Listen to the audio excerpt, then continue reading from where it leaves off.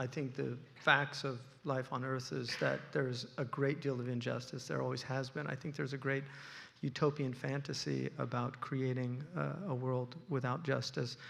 Part of the reason why sin is in the world is that we're meant to stand up, oppose it within ourselves, and attempt to help others remove it from themselves. I think one of the things about Dr. King, and my family is heavily involved in that movement. My sister actually marched across the bridge in Selma. I marched as a 7-year-old with my mother on Selma with the Theological Union in Marin County.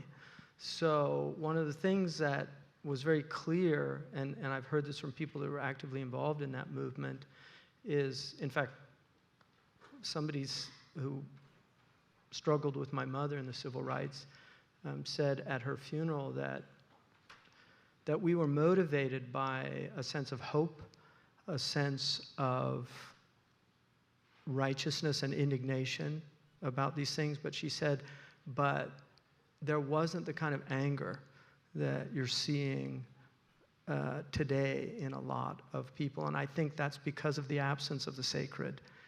I think that one of our prophetic traditions from the Prophet Muhammad is he said, help your brother, the oppressor, and the oppressed. And they asked him, how do we help our brother, the oppressor? In other words, because they knew his teaching, so what? Do we oppress with him? And he said, by stopping him from his oppression. And Albert Memmi wrote a very important book called The Colonizer and the Colonized, which is, he was a Jewish Tunisian who was looking at the colonization of Tunisia. And as an outsider, as a Jewish outsider within the Tunisian community, he could see this horrible cycle. And the wonderful poet Blake talks about the purple tyrants, the hand of vengeance found the purple tyrant's bed and smashes the purple tyrant's head and then becomes a tyrant in his stead. That this is the cycle of justice, the desire for justice by becoming unjust. This is something Nietzsche warned us in Fighting the Monster, don't become a monster.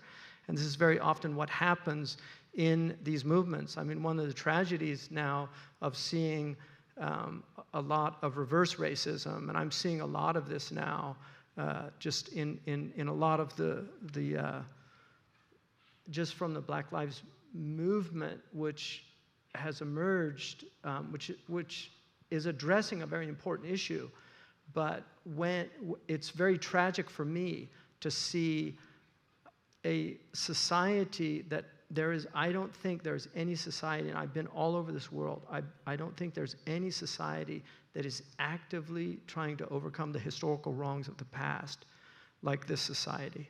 And I really believe that. The anti-discrimination laws that have been enacted in this country are unprecedented, and they're imitated in other places, but many places don't have them. If you want to see real racism, and I've lived in Africa, I've lived in the Middle East, and I've been to Asia, you will find racism that has no redress to those wrongs. And I think that the fact that there were so many white people involved in the civil rights movement that were trying to overcome those wrongs, and I get and I understand the real problems that a lot of white people have about white privilege and all these things. I understand that. But we need to help people overcome within themselves, not from a place of anger, but a place centered and rooted in a spiritual desire for not only helping ourselves, but helping others overcome these tribulations. And I truly believe that it is the sacred voice that enables this. I don't think the secular voice has that capacity, because I think the secular voice too easily falls into the demands of justice and not recognizing that not only do we need social justice, we need social mercy. And I really believe we need a social mercy movement. There's a history of righteous anger.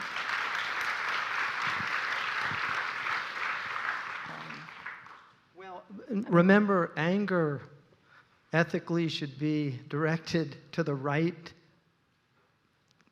object in the right degree, with the right amount, at the right time, and for the right reasons. And so when you're just angry, which a lot of people are, we call it road rage where I come from. I mean, there's just people they're pissed off, and they're walking around angry, and they're looking for anybody to explore their anger with. And that's a spiritual disease. Anger is a mortal sin, not because it's an activity of an event or two events or three events. It's a state of being, ira. It is a state of being. And when you fall into that state of being, whether it's righteous anger, because every angry person is going to justify their anger. But if you don't see it for what it is, our prophet was asked once by a man, he said, give me some advice. And he said, la taghdab, don't get angry. And he said, give me some advice. And he said, in other words, I don't want that advice. Give me some real advice. And the prophet said, la taghdab, don't get angry. And he said a third time, give me some advice. He said, don't get angry.